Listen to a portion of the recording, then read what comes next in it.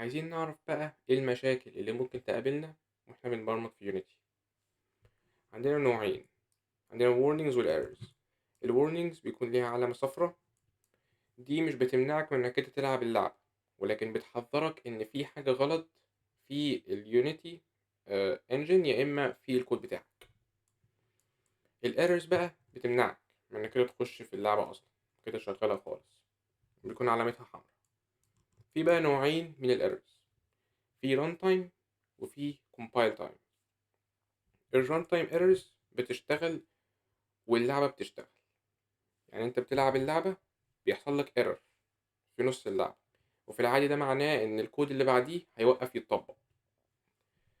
والكومبايل تايم دوت ايرور بيشوف يونيتي قبل ما انت تشغل اللعبة اصلا وبيحذرك بيه.